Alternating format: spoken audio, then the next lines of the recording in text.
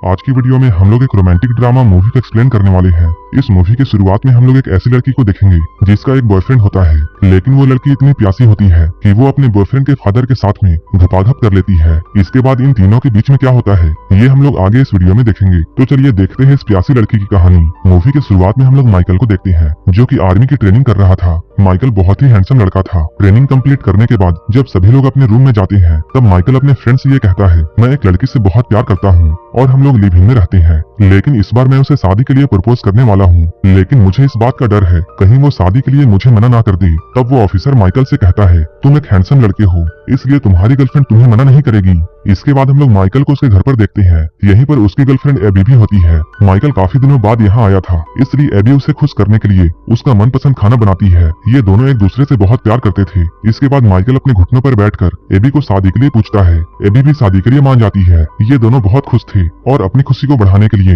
ये लोग घपाघप कार्यक्रम चालू कर देते हैं। इसके अगले दिन जब माइकल अपनी ड्यूटी पर जाने वाला था तभी उसे हॉस्पिटल से कॉल आता है कि उसके फादर को दिल का दौरा पड़ा था, इसलिए वो हॉस्पिटल में एडमिट है। ये सुनकर माइकल थोड़ा परेशान होता है और ये बात वो एबी को भी बताता है। एबी उसे अपने डैड से मिलने जाने के लिए कहती है, लेकिन माइकल वहाँ जाने से मना कर देता है और वो एबी को बताता है, मेरे फादर और मेरे बीच में रिश्ते अच्छे नहीं हैं, क्योंकि मेरे फादर को हमेशा पैसों की पड़ी रहती है, इसलिए हम लोग कई सालों से मिले भी नहीं हैं। माइकल की बातों को सुनकर एबी उसे समझाती है, वो जैसे भी हैं लेकिन तुम्हारे फादर हैं, इसलिए तुम्हें उनसे मिलने के लिए जाना चाहिए और अगर उन्हें कुछ हो जाता है तब तुम अपनी पूरी जिंदगी पछताओगे।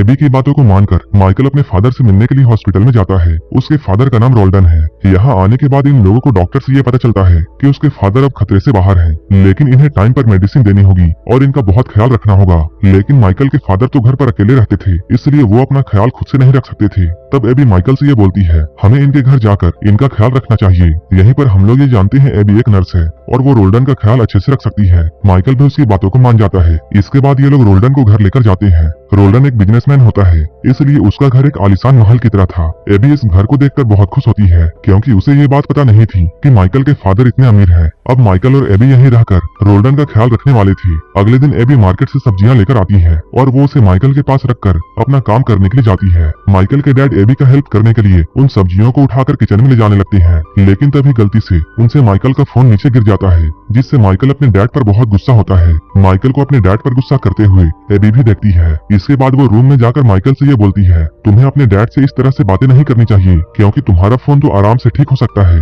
लेकिन तुमने जो बातें डैड को कही है उन बातों को तुम वापस नहीं कर सकते हो। तब माइकल एबी को ये बताता है, मेरा फादर शुरू से ही बुरा इंसान है। जब मैं बहुत छोटा था तभी एक कार एक्सीडेंट में मेरी माँ की मौत हो गई थी, लेकिन उस वक्त भी मेरा फादर सिर्फ पैसों के पीछे भाग रहा था। उन्होंने कभी भी अपनी फैमिली को टाइम नहीं दिया। एबी कहती है, तुम्हें इन बातों को भूल जाना चाहिए, क्योंकि ये बात पुरानी हो चुकी है। मैं तुम्हारे साथ एक फैमिली बनाने वाली हूँ, इसलिए अब हम लोगों को साथ में रहना चाहिए। इन सारी बातों को रोल्डन भी सुनता है। एक बार जब माइकल अकेला बैठा हुआ था तभी रोल्डन उसके पास आकर अपने किए के लिए माफी मांगते हैं। वो कहता है, मैं तुम्हारी माँ से बहुत प्यार करता था, मैं तुम्हारी माँ के जाने से बहुत दुखी था, लेकिन उस वक्त मैं अपने काम में इतना बिजी था कि तुम्हें मेरा दर्द नहीं दिखा। मैं उस वक्त बहुत सारे पैसे कमाना चाहता था ताकि मैं अपनी फैमिली को एक अच्छी लाइफ दे सकूं। ये सुनकर माइकल को भी अपनी गलती का एहसास होता है। इसके बाद वो रोते हुए अपने पिता को गले से लगाता है। अब ये सभी लोग एक साथ बहुत खुश थे।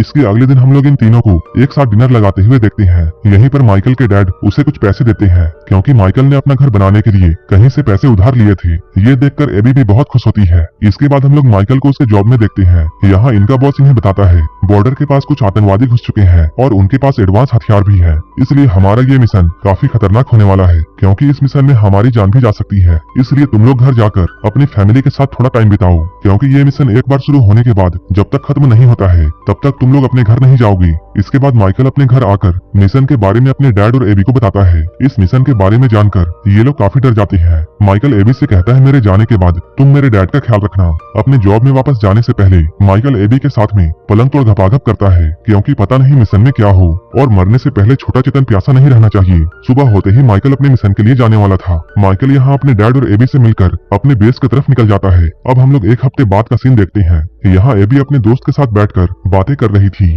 वो माइकल के यहाँ से जाने के बाद वापस से अपनी नर्स वाली जॉब में चली गई थी। एबी कहती है, एक हफ्ते से ज्यादा हो चुका है और माइकल का अब तक ना तो कोई कॉल आया है और ना ही कोई मैसेज। वो ठीक तो होगा ना? उसकी फ्रेंड एबी को समझाती है, शायद माइकल अपने मिशन में बिजी होगा, जैसे ही उसे टाइम मिलेगा वो तुम्हें कॉल जरूर करेगा। ये दोनों अभी बातें कर ही रही थी, तभी एबी के पास में माइकल का कॉल आता है, लेकिन माइकल किसी जंगल में होता है और वहाँ नेटवर्क ना होने की वजह से इनकी बातें अच्छे से नहीं हो पाती है। लेकिन एबी ये जानकर बहुत खुश खुश थी कि माइकल बिल्कुल सही सलामत है। यहीं पर एबी के पास में एक कंपाउंडर आता है। वो एबी को बहुत पसंद करता था और वो माइकल को धोखा नहीं देना चाहती थी, इसलिए वो उसे मना कर देती है। इसके बाद हम लोग एबी को घर की सफाई करते हुए देखते हैं। तभी उसके घर में एक माया नाम की लड़की आती है जो कि रोल्डन की गर्लफ्रेंड और उसकी बिजनेस पार्टनर होती है। माया यहाँ पर रोल्डन से एबी के बारे में पूछती है। रोल्डन बताता है ये मेरे बेटे की होने वाली वाइफ है। इसके बाद रोल्डन माया को लेकर ऊपर वाले रूम में जाता है। ऊपर रूम में आने के बाद ये दोनों इंटीमेट होते हैं। रोल्डन दिखने में तो बूढ़ा था लेकिन वो अंदर से जवान था। इसके साथ साथ वो एक नंबर का ठरकी भी था। इसके अगले दिन जब एबी और रोल्डन नाश्ता कर रहे थे तभी माया यहाँ पर फिर से आती है, क्योंकि माया को इस बात का शक था कि रोल्डन और एबी का चक्कर चल रहा है और वो बहू बहू कहकर उसके साथ पकड़म पकड़ाई खेलता है।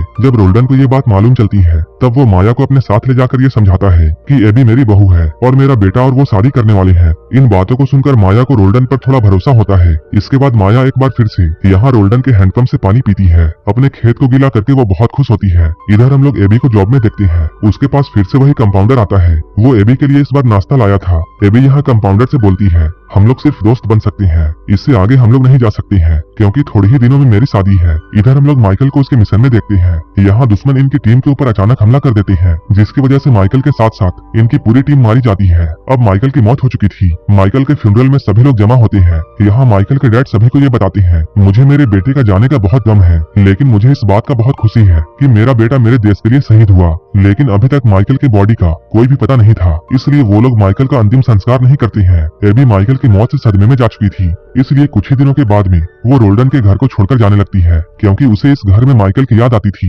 लेकिन रोल्डन उसे यहाँ से जाने से रोकते हैं क्योंकि रोल्डन ये सोच रहे थे कि एबी अभी बहुत सदमे में है, इसलिए वो कहीं अकेले जाकर कुछ ना कर ले। इसलिए वो एबी को यहीं पर रुकने के लिए बोलता है। रोल्डन की बातों को सुनकर एबी कुछ दिनों के लिए यहीं पर रुक जाती है। एबी यहाँ रुक तो गई थी लेकिन वो हर वक्त बस माइकल की यादों में खोई रहती थी। एक दिन एबी माइकल की याद में बहुत ज्यादा ड्रिंक कर लेती है। इसके बाद रोल्डन उसे उठाकर उसके रूम में लाते हैं। एबी बहुत नशे में थी, इसलिए उसे रोल्डन में माइकल नजर आता है, इसलिए वो रोल्डन को सेड्यूस करने लगती है। लेकिन रोल्डन को ये सब अच्छा नहीं लगता है क्योंकि वो अपने बेटे की वाइफ को नहीं पेल सकता है, इसलिए माइकल के डैड यहाँ से ले जाते हैं। सुबह में जब ये दोनों लोग नाश्ता कर रहे थे तभी एबी रोल्डन से कल रात के लिए माफी मांगती है। तब रोल्डन कहते हैं रात को जो भी हुआ तुम उसे भूल जाओ। अब धीरे धीरे काफी दिन बीत चुके हैं और एबी अब माइकल के सदमे से धीरे धीरे बाहर आ रही है। वो अब रोल्डन के साथ काफी वक्त बिताती है क्योंकि इस घर में उन दोनों के अलावा कोई भी नहीं था। एक दिन जब ये दोनों लोग एक साथ बैठे हुए थे तभी रोल्डन यहाँ पर एबी को माइकल की बचपन की तस्वीरें दिखा रहा था। इन फोटोज को देखते हुए माइकल के फादर इमोशनल हो जाते हैं। तब एबी उन्हें संभालती है। इसके बाद वो उन्हें रूम में ले जाकर उनके साथ इंटीमेट हो जाती है। इसके बाद अगले दिन हम लोग इन दोनों को देखते हैं। ये दोनों एक दूसरे का खाता खोलकर बहुत खुश थे। तभी एबी के पास में एक कॉल आता है